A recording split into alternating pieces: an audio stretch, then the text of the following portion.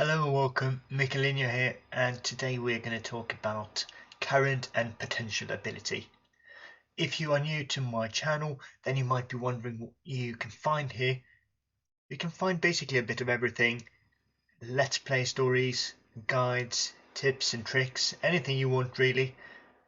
But my main focus is and has always been youth development. That is what I love, and therefore we're going to talk about one important aspect of youth development today, and that's the current and potential ability. Now you might be thinking, well, we already have the star rating. That kind of covers everything. We already know about current and potential ability, and that's only half the truth. Stay with me for a couple of minutes and I'll try to explain this to you and maybe give you a few insights into FM21.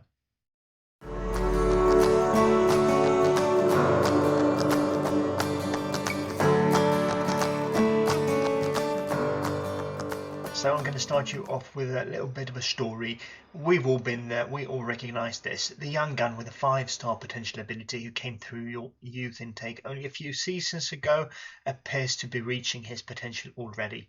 At say age 21, his potential ability has declined to a mere 3 stars, and according to your assistant manager, that's where his current ability lies as well.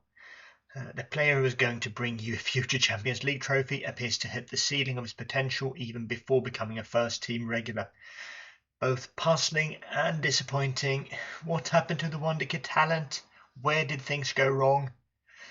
Here I'm going to try to explain a few of the mechanics surrounding current and potential ability. So I think we will do this by looking at an actual player. But before we look at my player, let me explain current and potential ability in more general terms. Current ability CA and potential ability PA can be explained as the game's way of telling you how good a player is at the moment and also how good he has the potential to become.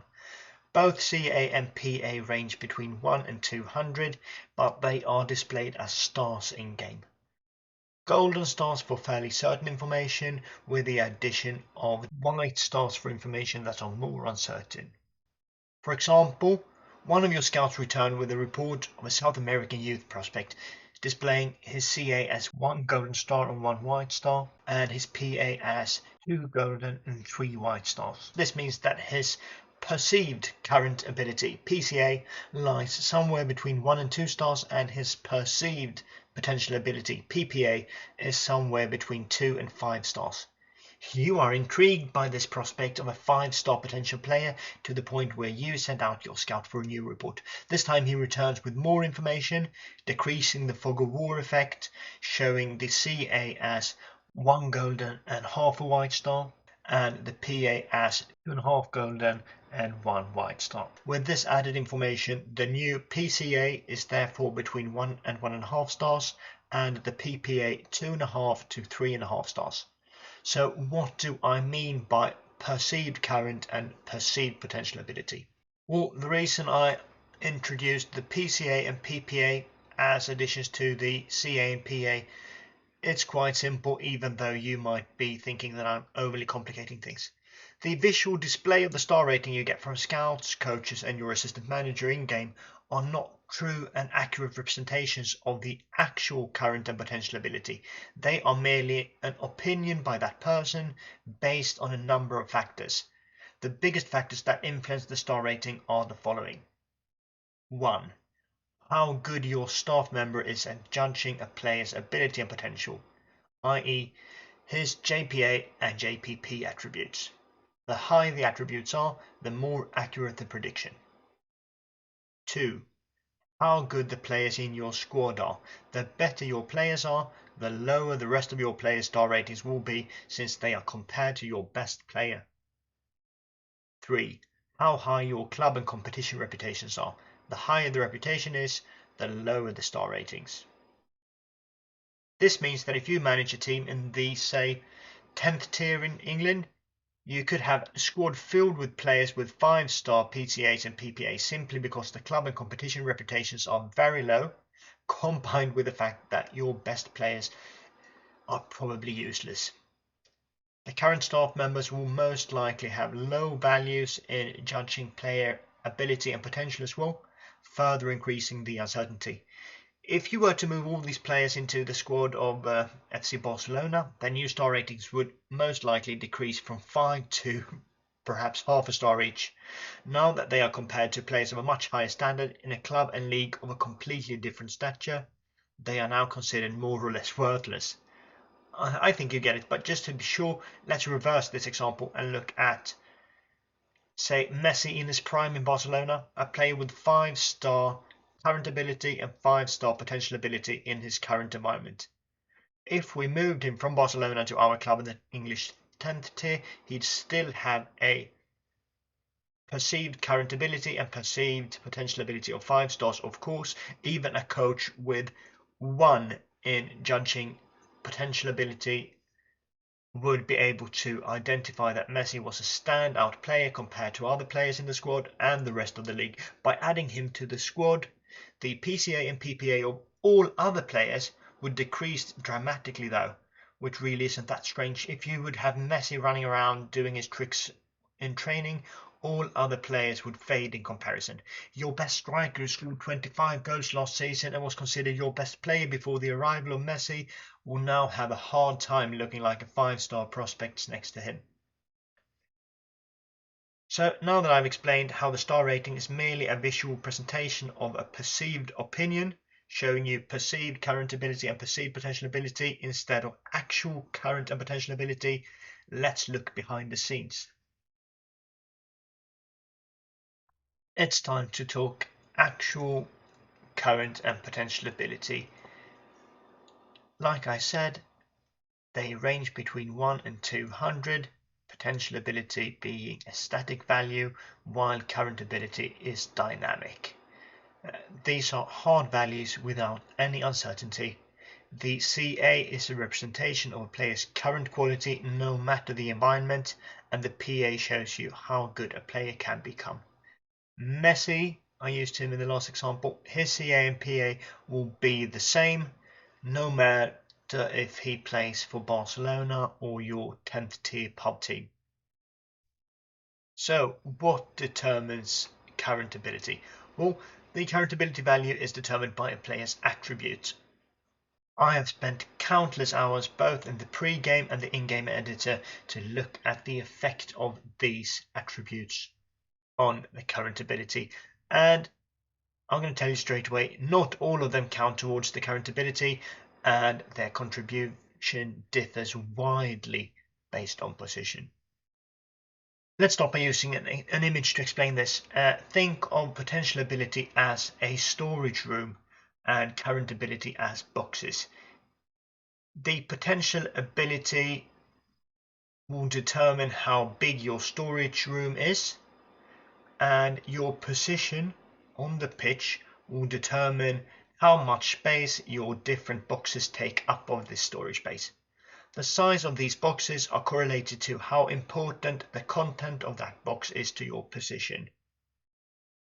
So how much does the individual attribute contribute to the current ability value? For example, a box containing 1 attribute point of tackling will come in a bigger box to a central defender storage space than to that of an attacker, and therefore take up more current ability towards his potential ability.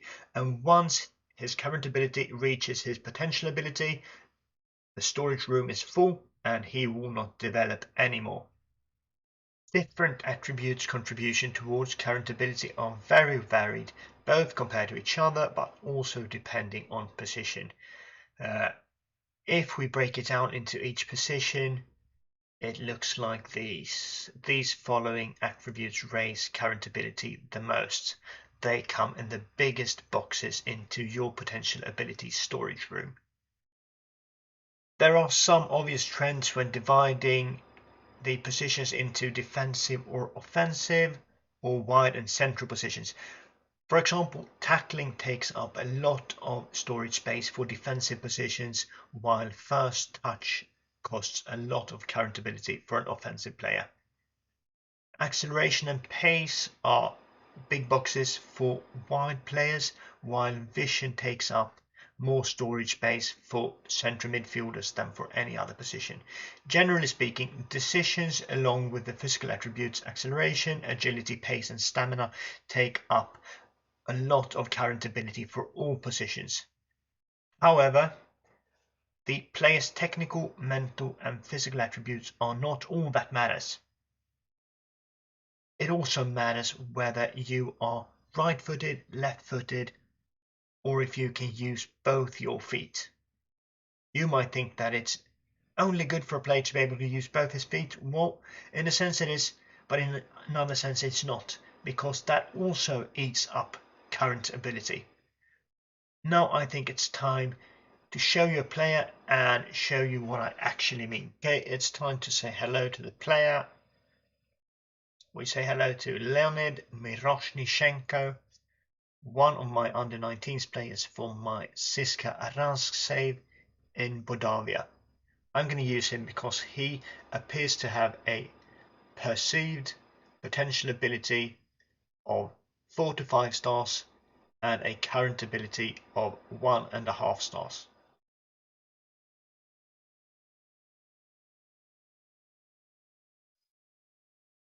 He's also good for this example because he is only natural in one position and his preferred foot is right only. So if we use the in-game editor to tamper a bit with his attributes and positions and preferred foot, then you are going to see how his current ability changes. So here you see a value of 91 RCA. I haven't talked about RCA, but that's the game's recommended current ability, and that's based on the attributes, and the actual ability will always try to get as close to the recommended current ability as possible. So if we would raise his current ability up now without changing any of his attributes, then his attributes would decline until he reached a current ability that was the same as his recommended current ability again. Okay, so a recommended current ability and a current ability of 91 for this right only footed striker of age 16. Let's start by looking at what happens if we change his preferred foot. So here we have right foot 20, left foot 1. We change his left foot to 20 and his recommended current ability goes from 91 to 119. Remember that a potential ability can be a maximum of 200, even though that is nearly impossible to have that high. Most of the best players in the world are going to have a current potential ability of around 180 to 190. So 28 points just got eaten up by being two-footed. If we change his left-footedness to 14, the number goes down to 109. And if we change it to 7, which is the highest number that returns a preferred foot of right only, his recommended current ability is 100.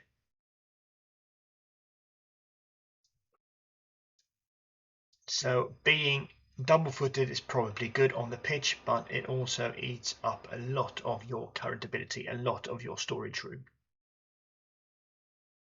If we make his left-footedness 1 again and then add a few positions, versatility is great, isn't it? Then you're going to see what's going to happen to the current ability as well.